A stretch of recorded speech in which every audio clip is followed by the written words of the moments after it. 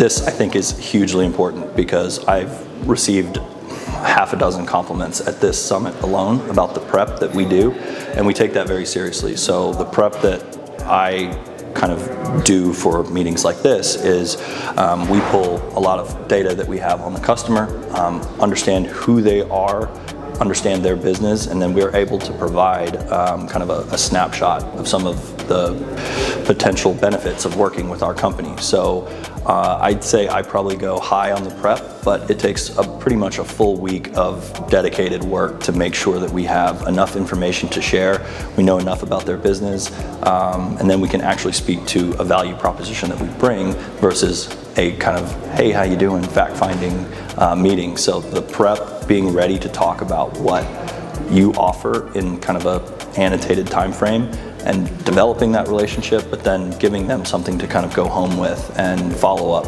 for a next step is really key for us. And I think that the more prep you do, the more you're going to get out of a summit, something like this. Yeah, so research on our end is pretty extensive. We have our own systems that track essentially what the values of these companies have from a taxable perspective, and we go into that system. We'll pull individual examples of locations, and we'll actually run kind of a mini process on it for call it an analysis of what their tax situation looks like, and then we can kind of give them examples of how this is going to look if they were a client. So we give them a very detailed look into kind of how it is to work with us. And then we also do, I gave about 4 or 5 demos of our technology platform as well, so we get the opportunity to show these folks what our service is. So if we were to set like a client meeting, this is kind of a speed dating format of those client meetings that we get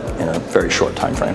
I usually start each meeting with breaking the ice. You know, what do you do? What do you do for fun? What's outside of work that interests you? I like to kind of build that, just take 5 minutes and build that relationship. Try to meet with them at a networking event beforehand if I know I'm going to be meeting with them. But starting the meeting, get to know the person, understand who they are. I think people do business with people they like. And if you're all business and just going to, throw a presentation down and run through the slide deck, generally is not the best way to do it. So from our perspective, I'm really not trying to show scarcity. I'm trying to show what our company can deliver to them. And if we can't deliver anything to them, or if they're not the right person, don't push. Give them the opportunity to talk about what they do. Give them the ability to kind of have a conversation with you. But from a scarcity perspective, I'm trying to show through our first interaction what our level of service is, our benefit to the company, and how it can kind of go beyond just a specific group like a tax department. What do you want to do, and how can we, how can you use these savings to further your business, personal, professional, anything like that. So I don't really try to say, hey, gotta work with us, because it's, you might not get another chance. It's like, no, let's start off on a good foot. Let's start building this relationship. Again, that long sales cycle sometimes is, hey, they're just not ready for this right now. But in a year, if you've maintained a good relationship and kind of constant contact, and you see these guys at events twice a year and become kind of friendly with them, you have a lot better chance of getting, when the time comes, let's call Alan, let's call Tag.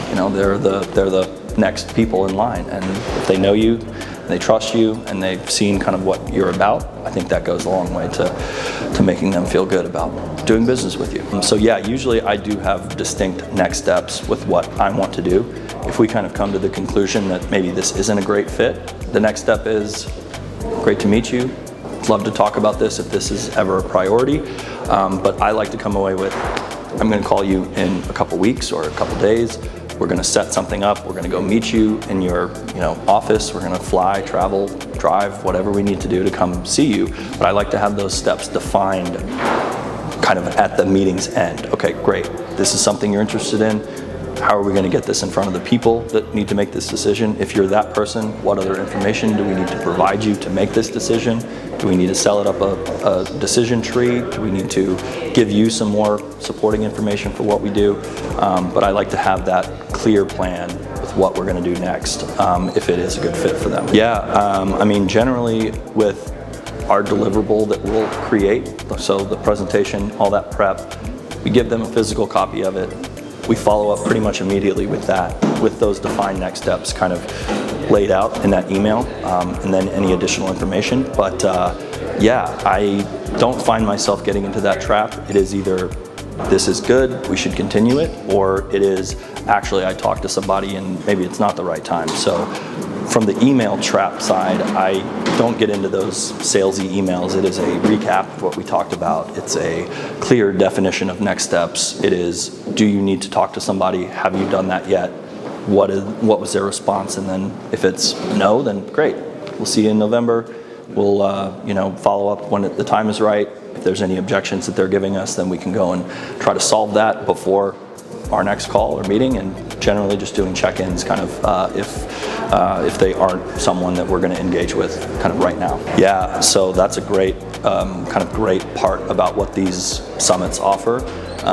You have the ability to eat lunch with people and have a drink after the day's activities have wrapped up, and just talking, generally getting to know the people. What do you do? Oh, you have business in Texas and you want to work with a small firm in Texas or a large firm in Texas, and just getting kind of business chat going. And then, yeah, I've done that at least once. I did it at this conference right now with a gentleman that we were having lunch with. And so making sure that you take the time during the networking opportunities of lunch and after drinks, is really important. And so how I do that is just getting to know people, having a no to low pressure situation of let's have a conversation. And that really does work well. Yeah, I mean, it gives you a clear picture about what they're thinking about and what business needs they have kind of at the current time.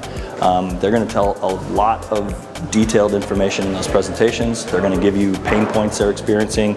They're going to give you initiatives that they're working on. And then you can say, okay, this is a great fit. We're doing similar work to help other clients. You can take that information from the presentation and say, hey, you were mentioning automation, and here's how we are automating part of this tax process and creating efficiencies within the business. And it's a great way to get inside information about what they're currently thinking about and worrying about from a work perspective. And then you can take that into a meeting and use that to really help drive what your conversation is. And you can shift it away from a broad scope discussion into a very pointed way of how we're going to help you.